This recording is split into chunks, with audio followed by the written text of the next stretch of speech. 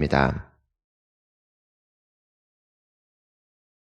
열왕기하 17장 7절부터 24절 우리 함께 한 목소리로 봉독합니다. 시작.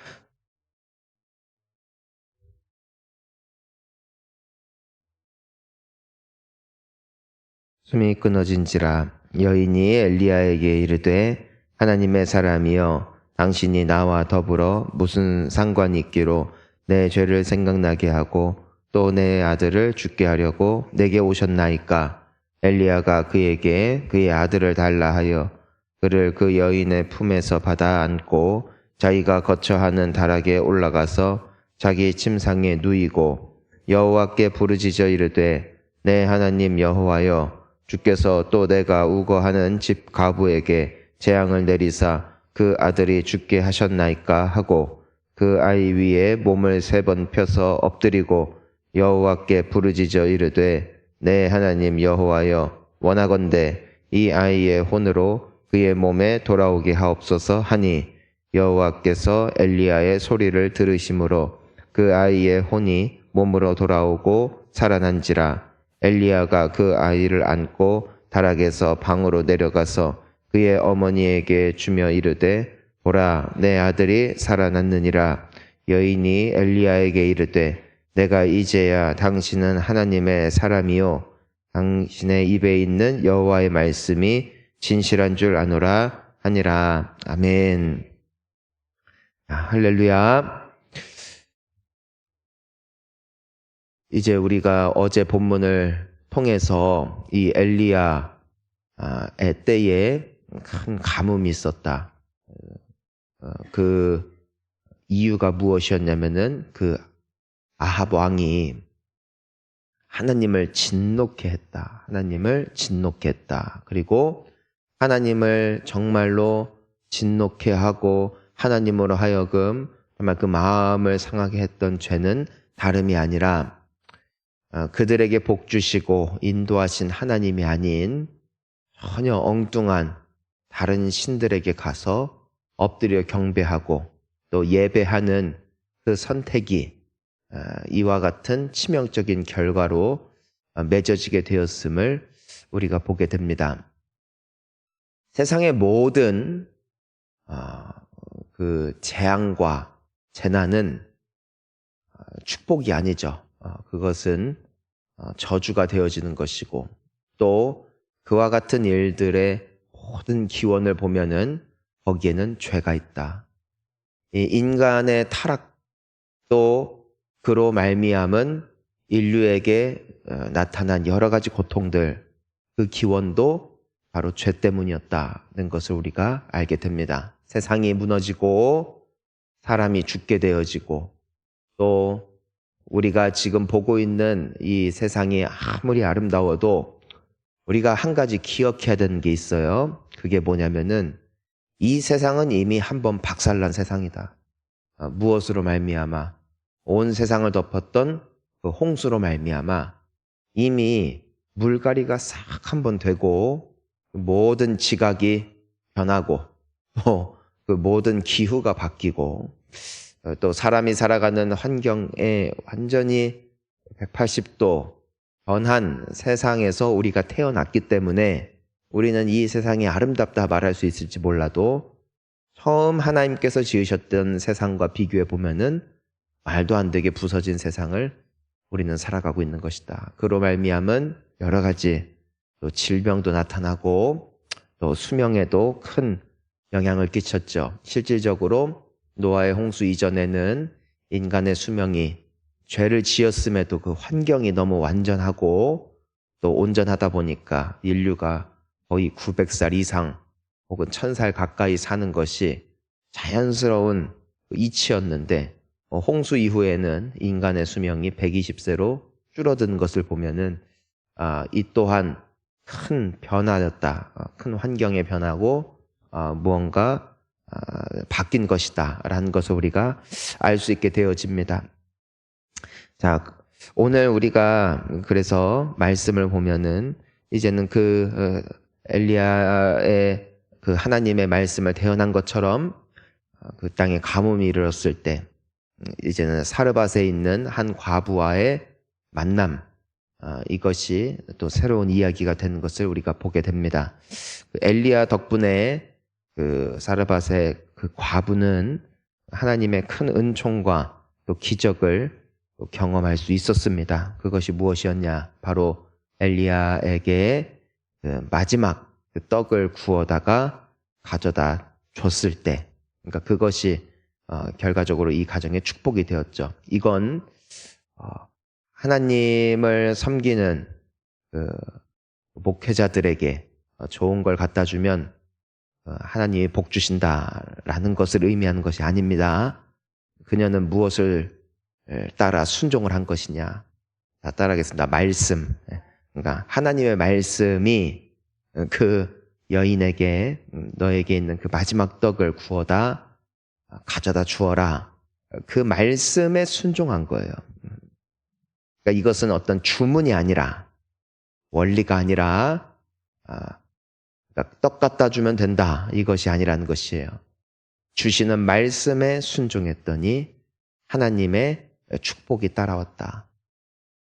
사랑하는 성도님 여러분, 말씀 순종하면 또 가뭄에 빠져들어 내가 마지막으로 나의 아들과 먹고 죽을 마지막 떡이 남아있는 그 절체절명의 인생의 끝자락에 섰다 할지라도 상식이 아닌 믿음을 따라, 상식이 아닌 말씀을 따라가면 하나님은 그 인생을 반드시 축복하실 줄 믿습니다.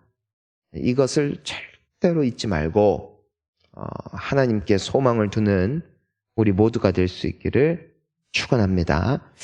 자, 그런데 오늘 말씀은 전혀 다른 분위기로, 그래서 이제는 그 통의 가루와 병의 기름이 떨어지지 아니하여 이제는 가뭄 동안에도 먹고 살 수 있게 되는데, 자, 우리 오늘 본문 말씀 17절 함께 읽습니다.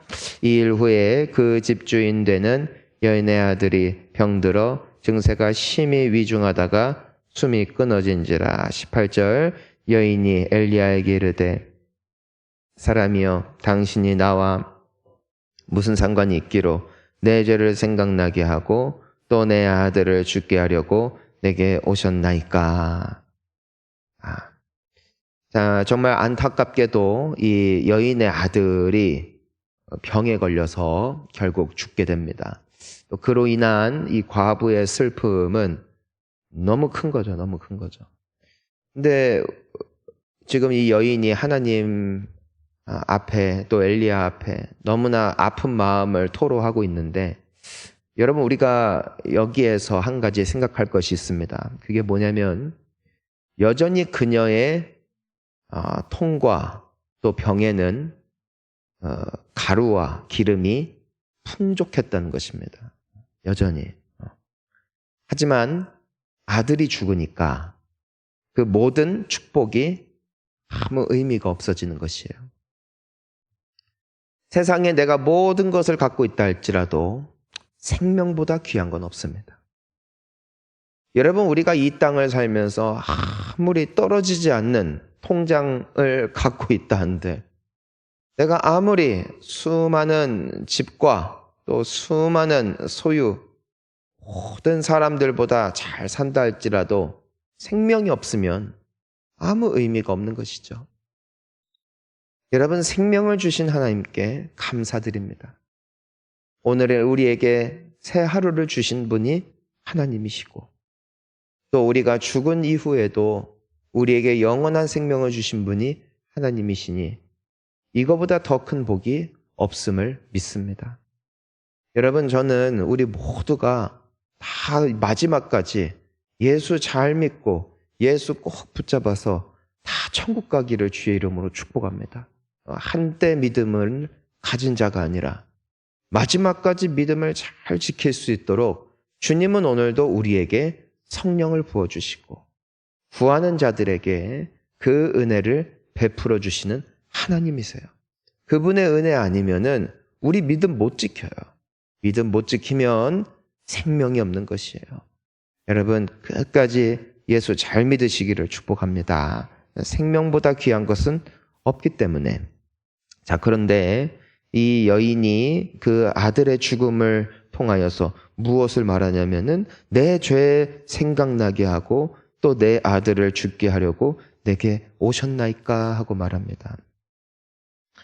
지금 무슨 말을 하는 거냐면은 이제는 이 그러니까 죄를 생각나게 하려고 오셨냐. 여기에는 두 가지 의미가 있죠. 그것은 이 아들의 죽음이 나의 죄 때문이 아닌가라는 것과 또 왜 당신이 오셨습니까? 라는 말을 통해 혹시 엘리야 이 사람 때문에 내 자식이 죽은 건 아닌가. 그러니까 이 결과를 그 원인을 어디에서 찾는 것인가? 상대방과 또 나에게서 찾는 것이죠. 여러분 우리도 살면서 진짜 너무 힘든 일, 어려운 일 혹은 내 사랑하는 사람이든 또 내가 병에 들어서 너무너무 고통스러울 때 그때 보통 우리는 남 탓하거나 내 탓하거나 또 어떤 분들은 또 교회 탓하거나 또 혹은 또 내가 예전에 지었던 그 죄 이제 그것을 끊임없이 묵상하면서 내가 그때 내가 그렇게 했는데 그것으로 말미암아 하나님이 나에게 벌을 주시나 보다 이런 생각을 할 때가 있어요. 그런데 이 여인의 이와 같은 반응은 참 자연스러우면서도 다시 한번 생각해 볼 대목이 있어요. 자, 이 아들이 죽기 전에 그녀의 믿음을 보시고 그녀의 순종을 보시고 그 가정에 먹고 살 수 있는 모든 여건을 제공해 주신 분도 하나님이셨다는 것이에요.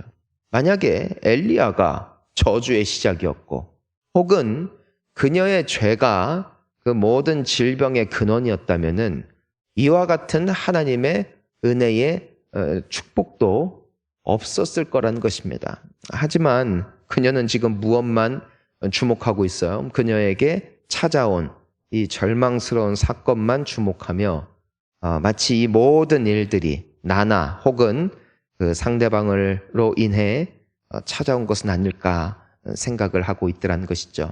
오늘 성경은 때문에 분명히 말하는 것입니다. 아니다. 그것이 아니다. 만약에 그것이 사실이었다면은 엘리야로 말미암은 하나님의 축복도 이 가정에 없었을 것이다. 그 축복의 경험을 통하여 하나님은 좋으신 하나님이시고 나를 사랑하시는 하나님이심을 기억해야 함을 우리에게 이 두 가지 극명한 사건을 통해 또 극명한 경험을 통해서 그녀에게 보여주고 계시는 것입니다. 사랑하는 성도님 여러분, 우리가 살면서 하나님의 은혜도 있고 또 즉 하나님의 축복도 있고 또 때로 보면은 오늘 이 사르밧 과부의 반응과 같이 또 그녀의 경험과 같이 하나님이 내 기도를 안 들으시나 혹은 옛날에 내가 지은 그 죄를 다시 기억나게 하시는 것인가 라는 혼돈스러운 상황들이 우리에게 찾아올 수가 있습니다. 우리가 혼란스러울 수 있습니다. 하지만 우리에게 이미 베푸신 은혜가 너무나 크심을 꼭 기억하시기를 바랍니다. 하나님이 우리를 미워하셨다면, 우리를 저주하신 하나님이셨다면 그 축복 또한 없었을 것이다. 하나님은 우리를 사랑하는 분이시고 또 오늘 이 아들의 죽음은 그냥 죽음으로 끝이 아니라는 것이죠. 하나님의 모든 일에는 선을 이루실 또 그분의 살아계심을 나타내실 과정이 되어진다는 것을 우리에게 보여주고 있습니다. 자, 엘리야가 그 아들을 받아다가 다락방에 올라가 하나님 앞에 간절히 기도합니다. 하나님 앞에 간절히 기도합니다. 자, 우리 21절, 우리 22절 함께 읽어봅니다. 시작. 그 아이 위에 몸을 3번 펴서 엎드리고 여호와께 부르짖어 이르되 내 하나님 여호와여 원하건대 이 아이의 혼으로 그의 몸에 돌아오게 하옵소서 하니 여호와께서 엘리야의 소리를 들으심으로 그 아이의 혼이 몸으로 돌아오고 살아난지라. 아멘. 자, 엘리야가 그 죽은 아이를 위하여 간절히 기도했을 때 22절 보니까 뭐라고 되어 있냐면은 여호와께서 엘리야의 소리를 들으셨다. 그리고 그 아이의 혼이 몸으로 돌아왔다.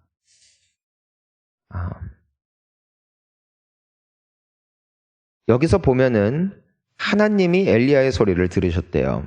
자, 많은 기도가 있지만 하나님이 들으시는 기도가 있어요. 자, 여기서 엘리야가 몸을 3번 그 아이 위에 펴서 엎드리고 부르짖었으니까 그러면 죽은 사람 위에 내 몸을 3번 엎드리고 부르짖으면은 그 혼이 돌아온다. 이제는 이상한 해석을 하는 것이 아닙니다. 엘리야가 3번 몸을 엎드렸던, 5번 엎드렸던, 10번 엎드렸던, 혹은 엎드리지 않았던, 그게 중요한 게 아니에요. 중요한 건 그 기도문, 어떤 기도를 했을까? 그 기도문 나에게 주세요. 그대로 따라할게요. 그것도 아니에요. 누가 기도했는가? 누구의 기도인가? 이게 중요한 겁니다. 여러분, 예수님께서 제자들에게 주기도문을 알려주셨어요. 그런데 내가 주기도문을 외운다고 해서 그 기도가 능력이 되어서 내 삶에 엄청난 기적이 나타나는 건 아닙니다. 왜냐하면 기도문 자체는 유대인들 사이에서도 많이 있었어요. 기도문 자체는 오늘날에도 많이 있어요. 성경에 나와 있는 여러 기도들이 있는데, 하지만 내가 그 기도를 따라 한다고 해서 그 기도가 응답되어지고 그 기도에 능력이 나타나는 것이 아니에요. 기도의 내용보다 더 중요한 게 있어요. 누가 기도하는가? 그 기도를 누가 하는가? 하나님께 기도를 드렸던 수많은 사람들이 엘리야의 때에 있었어요. 그리고 누군가가 죽었을 때 그 사람 살려달라고 부르짖는 사람들 많이 있었어요. 하지만 하나님께서 기도를 들으신 사람, 그 사람은 엘리야였다. 사랑하는 성도님 여러분, 하나님이 기도를 들으시는 사람이 되시기를 축복합니다. 내가 얼마나 오래 기도했냐, 내가 얼마나 간절히 기도했냐 보다 더 중요한 건 내가 주님 보시기에 어떤 사람이냐. 하나님이 기뻐하시는 사람이 있어요. 그게 바로 누구냐? 믿음의 사람이라는 것이에요.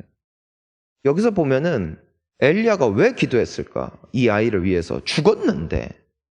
죽은 사람이 살아났다는 것은 살면서 듣지도 보지도 못했던 게 엘리야예요. 그리고 사람 죽었을 때 기도법, 기도하는 매뉴얼, 이런 것이 엘리야에게 있는 것도 아니에요.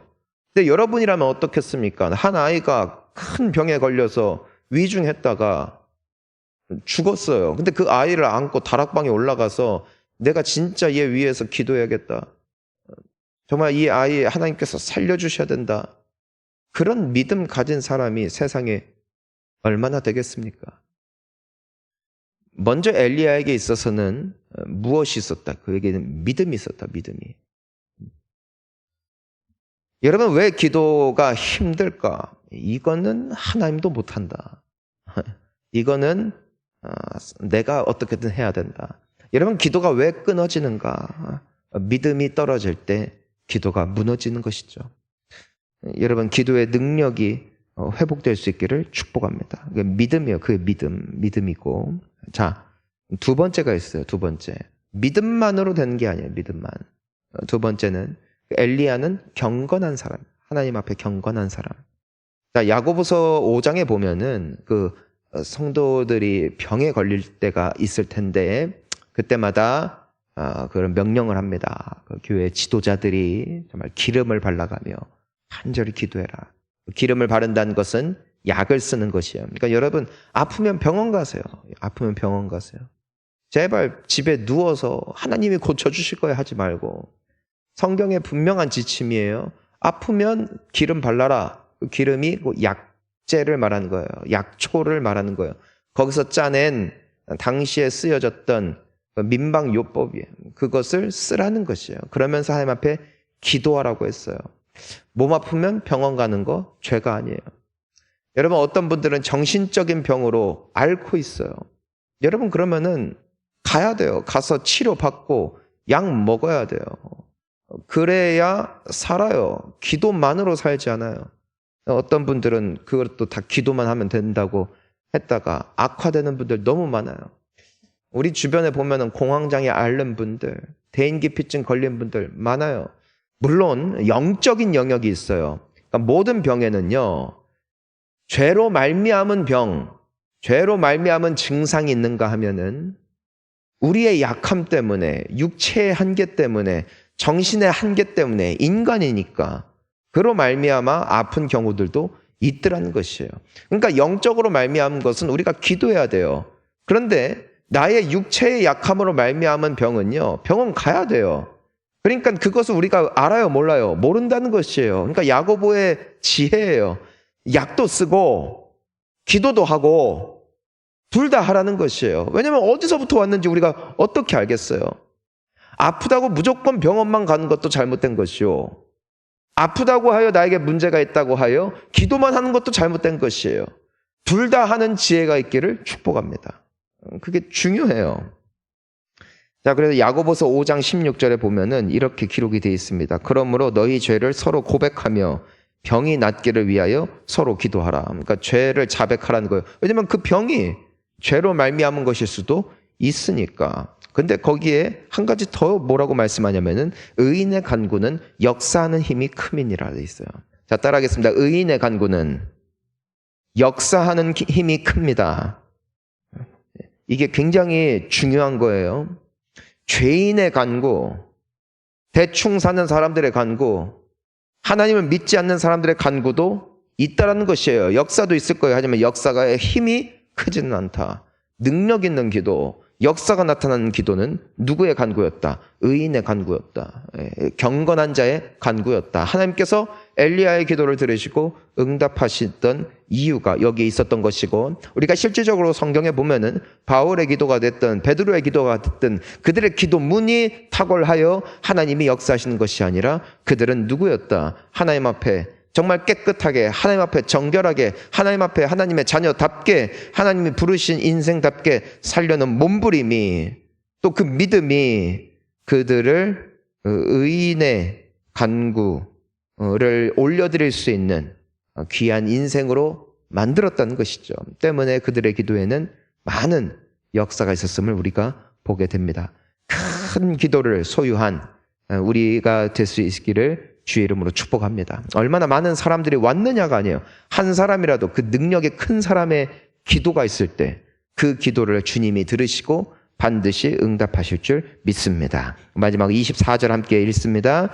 여인이 엘리야에게 이르되 내가 이제야 당신은 하나님의 사람이시요 당신의 입에 있는 여호와의 말씀이 진실한 줄 아노라 하니라. 이 여인도 이제는 회복되고 하나님의 살아계심을 이제 인정하게 되는 이 귀한 좀 사람으로 서는 것을 우리가 보게 됩니다.